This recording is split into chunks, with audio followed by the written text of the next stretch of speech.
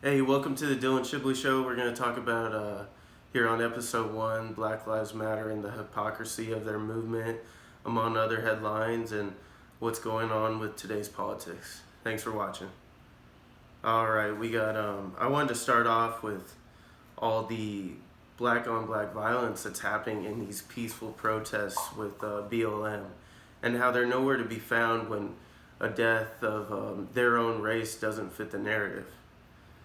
And I just wanted to start with just some names that you probably haven't heard because they're not on any mainstream news article or anything like that, especially CNN, New York Times, the former newspaper, MSNBC, most of them, you know their names.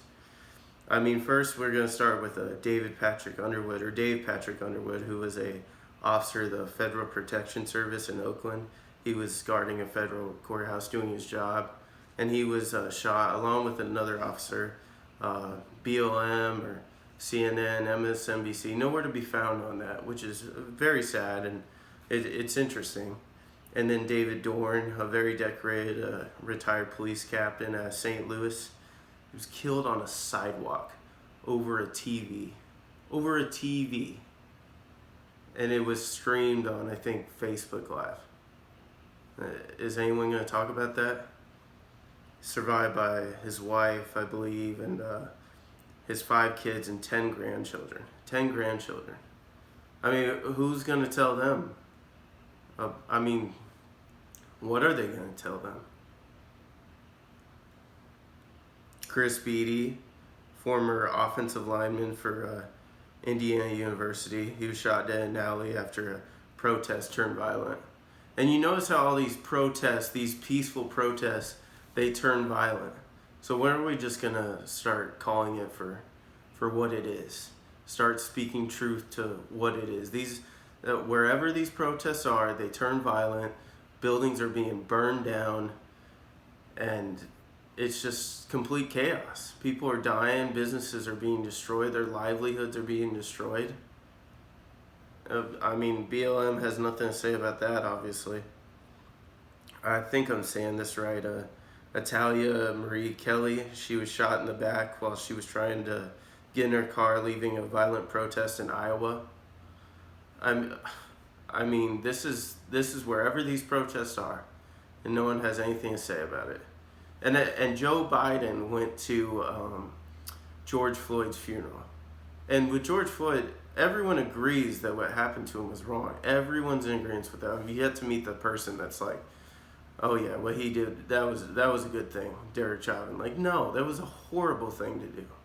And we need police reform to make sure that things like that don't happen. But defund the police, I mean, no one's really told me what the plan is with that. Like, we're just going to defund the police or even disband the police in Minneapolis. Like, what are we going to do? What are you going to do when, I mean, just what if someone attempts to rape your daughter, or someone comes in and tries to kill your wife? What are we going to do?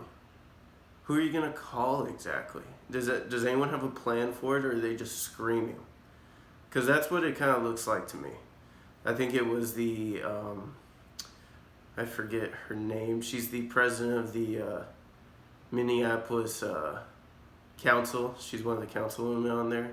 I might be a little off on the specifics, but she was on CNN and said that there was a scenario where the CNN anchor asked, what do you do if someone's breaking into your house? Who do you call? And she's like, well, that's just, you're thinking of your privilege there, your white privilege. Like, do they think defunding the police, like, crime's gonna stop? Like, is anyone worried about that?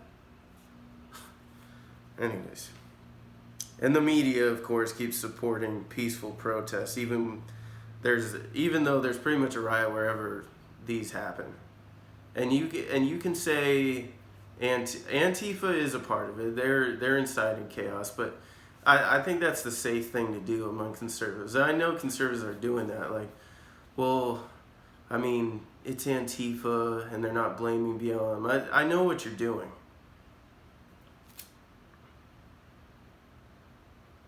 And and conservatives have told me too, like, well, I mean, they're upset, so, and they have a good message. Like, their message is not police brutality. If you listen to what they're saying, in fact, on their website, it says what they think. It's BLM views defund police. America is systemically racist. White supremacy kills black people every single day, which means that, I mean, we'd have to have at least 365 murders of white supremacy a year, which we don't even have anything close to that. And cops are out hunting black people every single day. I think last year there was 9, and 2 of the cops I'm pretty sure were charged, but the other 7 were justified. So I mean, that doesn't make any sense. It's just it's an anarchist type group that's very far to the left, and they only come and say what they gotta say. And of course, police brutality is wrong. We all agree with that, but they only do what fits their narrative. Only do what fits their narrative. And on Tuesday, or yesterday rather, at the funeral of George Floyd, held in his hometown of Houston,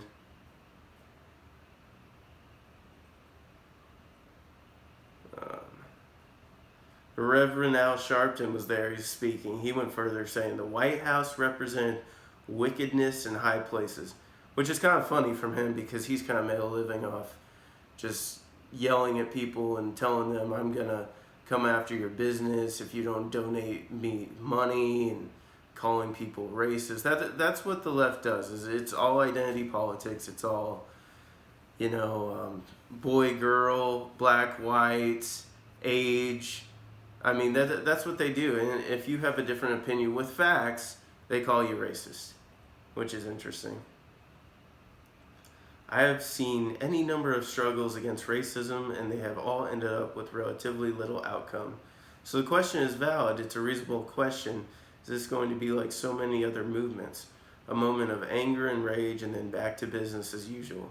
You could say that because the prejudice and the bigot are not going to change. Well, we can do some things to change them. And that's what I hope we will do. First of all, we can make sure that we don't stop the fight, that we stay with it. Because if we make sure that somebody knows that we are not going to stand for this to keep on going, obviously the first thing we have to do is clean out the White House. This has to come closer to us than Washington. I think Donald Trump is responsible for the lowest unemployment among black Americans. I'm pretty sure, right? I mean,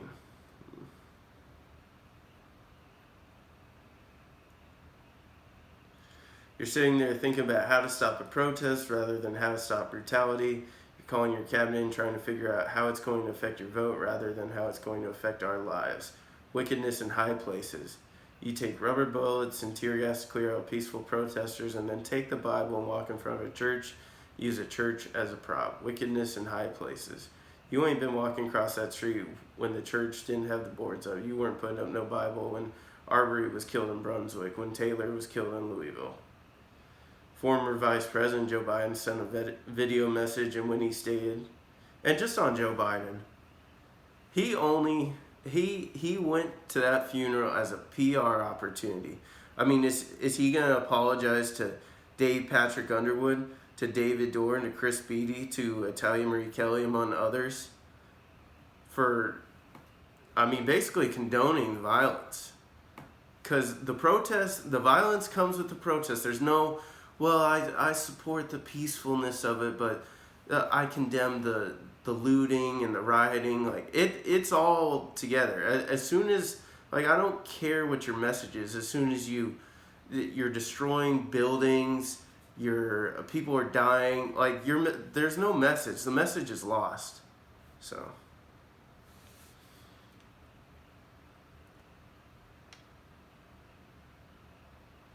and then, in my best opinion, motivation of Black Lives Matter is just to disgracefully cover up failings of some black men and women, and to blame police and civilization as a whole for their problems. There are few rare incidents where police were out of line and want to take down our nation and society. Yes, there are incidents, but they're very few. That's why we know every single one of these victims' names. In fact, police shoot white unarmed men almost twice as much, or double as many black Americans. As far as last year, and I think the 2 years before, we're pretty close on the double. So, I mean, the police deaths of the last 4 years for white men, going from 2019 to 2018 to 2017 to 2016, and I'll start with 2019, is 172, 370, 399, 457.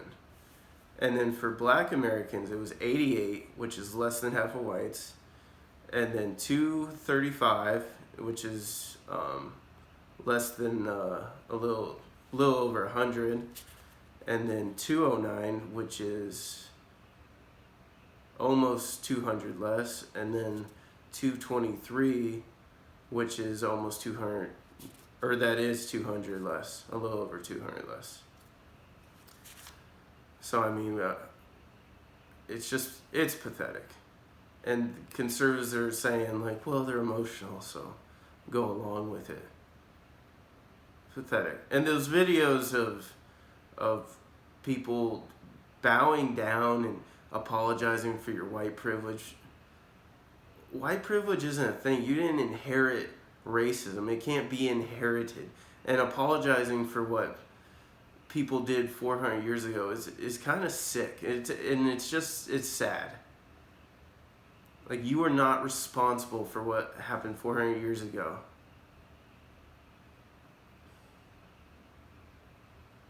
Just the SJWs and the white liberals and all the Karens out there just taking it to the next level. Now on to some headlines here. Natalie Portman. When I first heard defund the police, I was afraid because of my white privilege. Okay. Yeah, everything she says. Oscar-winning actress Natalie Portman writes that she overcame personal doubts about defund the police, which she supported by signing an open letter demanding that action from local governments when she acknowledged her white privilege. And it's funny because all these people, all these celebrities, actors, musicians, whatever, athletes, they all have private security. So yeah, of course. Of course defund the police. It's easy for them, right?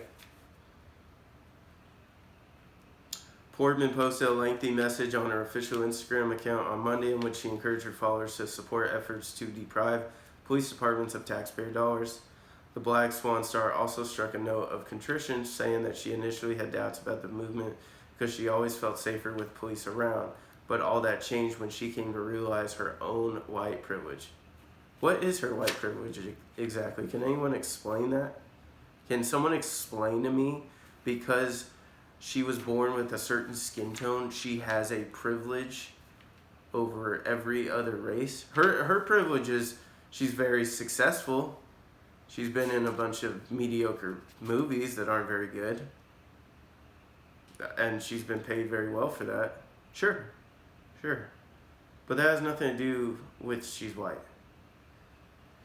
When I first heard defund the police, I have to admit my first reaction was fear. My whole life, police have made me feel safe, but that's exactly the center of my white privilege. Police make me, as a white woman, feel safe, while my black friends, family, and neighbors feel the opposite. Police make them feel terror, and for good reason. Police are the 6th leading cause of death for black men in this country. These are not isolated incidents. They are patterns and part of the system of over-policing of black Americans. Reforms have not worked. Minneapolis, where George Floyd was murdered, is one of the most progressive police forces in the country, having undergone extensive anti-bias training. I am grateful to the leaders in the, I think it's Movement for Black Lives, who have made us question the status quo and who have made us imagine what a world could be like in which we invested in nourishing people in their education, healthcare, environment, shelter, rather than putting all of our money into punishment. I've gotten to the age of my life where if my gut feels uncomfortable, I take the situation as wrong, but this concept initially made me uncomfortable because I was wrong.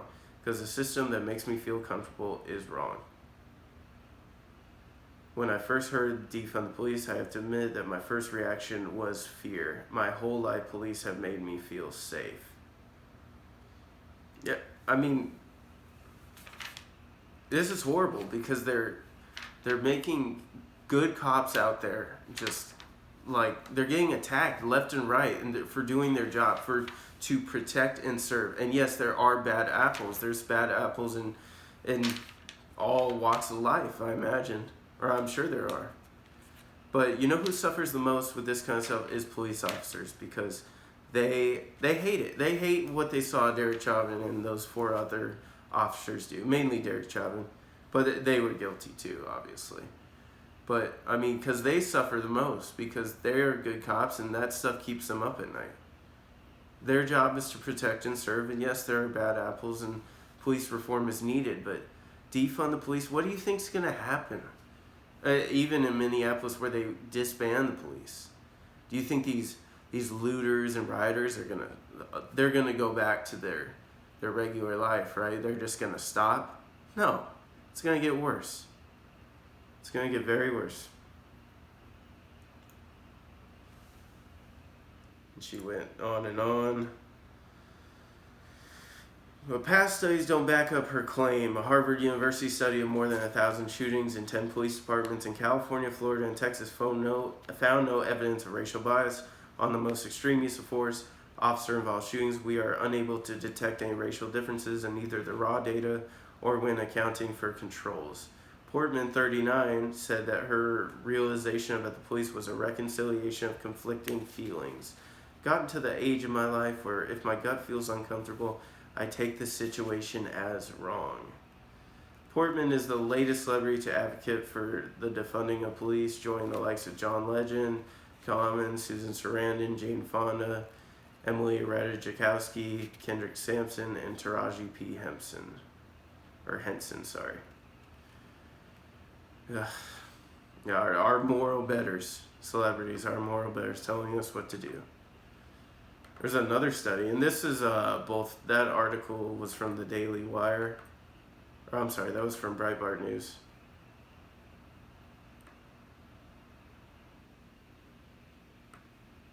And then this one's another one. UCLA professor on leave after denying request that he give black students special treatment amid race riots. This is by Joseph Curl from the Daily Wire.